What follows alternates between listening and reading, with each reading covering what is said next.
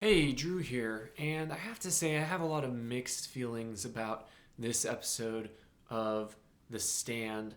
I think that the parts of the story that are lifted most directly from Stephen King's novel still work to a certain extent here, although people that have read the novel are going to find them a lot less powerful, a lot less devastating, I think. But those bits do work.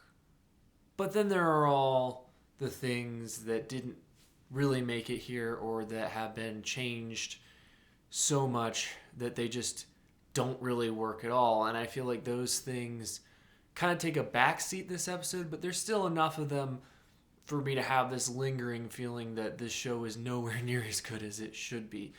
Things that work, I really feel that the build up to the end of this episode, which again, it wasn't nearly as devastating as it was in King's novel, but the build up to the bomb going off at the Vigil, as left by Harold and Nadine, I felt like this was really good. I particularly liked the scenes between Harold and Franny. I feel like it's a credit to the writers and to Owen Teague and Odessa Young that this scene works as well as it does. And I even found myself wondering, can he change his mind? Can he take it back and return to the good side? Even though I knew ultimately deep down that no, he's not going to. But I was moved by the scene between them, by this shared connection. I think that they did a good job exploring the anger and the frustration throughout this show that has brought Harold to this point. And I think that they've also done a good job showing why he really doesn't have an excuse, that it's his perception of the world that is the problem, not the way that people around him have actually treated him, that if he would choose to, he could have a decent life. And it's interesting in this scene between them that I really bought this connection between them, even though I feel like to a certain extent the show hasn't really taken the time to establish it adequately. I think they've spent more time establishing this relationship, the character of Harold, more than any other character in the show, but I still feel like it falls short of what they needed to do with this character. But this scene played out so much better than the scene with Stu and Harold. I have to say, though, funniest thing about this scene to me was the fact that Harold locked Franny in this basement area, and there's a window, and instead of using any of the solid hard objects in the room to break the window, instead of doing that, she gets that jacket and wraps it around her arm and smashes it with her fist. Like, why? Why wouldn't she just throw his typewriter through the window instead? That would have made a lot more sense. I also have to say, I feel that I think it was kind of a homage to The Shining, the scene where Jack Nicholson has been typing at the typewriter and Shelley Duvall's character discovers what he's been typing in that film. I feel like the scene where Franny sees what Harold has been typing was kind of a homage to that scene. And I liked it. I felt like it might be a little on the nose, but it was a nice little reference. I mentioned the scene between Stu and Harold. I felt that this scene was kind of odd because you've got Harold, who is a servant of Randall Flagg, who is the agent of chaos, talking about destiny and how, maybe everything that's happened to us has happened for a reason. And then you've got Stu, who is serving Mother Abigail, who is, the servant of good and, the force of order and setting up a community and the representative of God. She literally thinks she's a prophet of God, saying that he doesn't know why anything happens and it doesn't really make sense to him. I'm not really sure what to chalk up this conversation to. I feel like the writers don't really know what they're trying to say, but maybe I'm just being dense. I thought the face-off between Mother Abigail and Randall Flagg was also a nice addition, mainly because I just enjoyed getting to see these two actors face off. I've enjoyed both their performances throughout.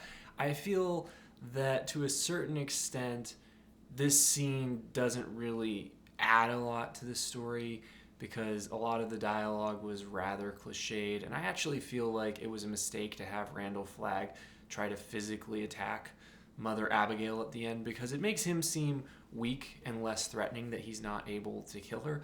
But I feel that it also just kind of serves to dilute the more symbolic aspects of the relationship between these characters and what they're supposed to represent. I thought that the build up to the bomb going off at the end of the episode at the Vigil, I think that it was tense, and the moments leading up to it were well directed and well handled for the most part.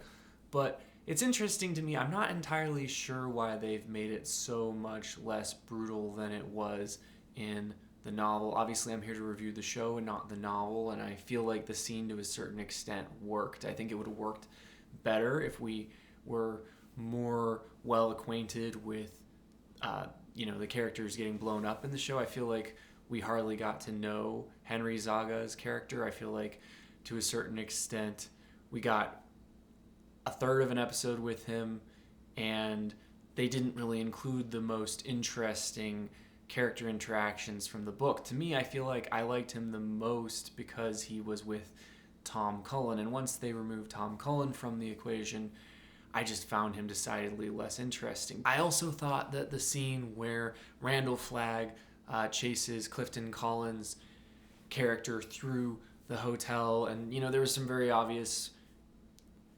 aspects of this that were evocative of The Shining, the carpeting in the hallway, the way that the camera does the tracking shot as it follows him fleeing to the elevator.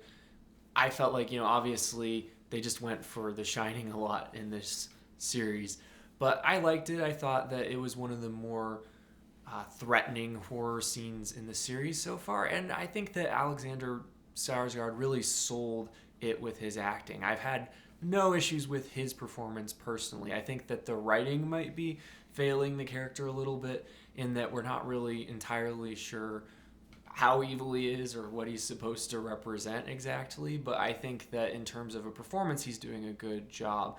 And I really thought that the way he showed up in the elevator was extremely chilling. I was expecting a jump scare, and I appreciated that they went with a more menacing moment that was more character driven, showing that Randall Flagg was just toying with this character, and that there's never really any chance that he would get away. Now to the aspects I did not like. I get that Trash Can Man is a major character in the novel, but I don't think he fits here. I think that Ezra Miller is really hamming it up and just not doing a great job with this character. I'm sure a lot of you will disagree with me. This is more of an opinion than something that I'm analyzing, but I just found his performance to seem more silly than anything else. I'm not really sure that if you hadn't read the book and you didn't understand the significance of this character, I feel like you would just be like, what on earth? And even having read the book, I was kind of like, what on earth is up with this character? What are they doing?